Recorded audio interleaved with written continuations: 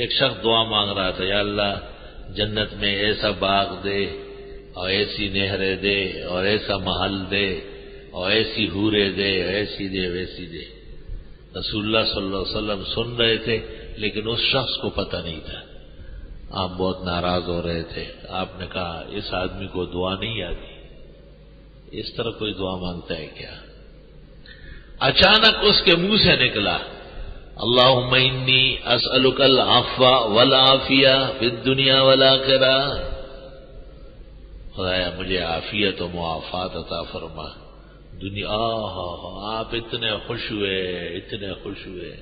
آپ نے کہا سبحان اللہ، اجادا، خوب مانگا، وہ بلغ المرادا، اور جو مانگا سب کچھ ملے گا، کیونکہ عافیت کی دعا مانگ۔ یہ الفاظ اسی طرح جو میں پڑھتا ہوں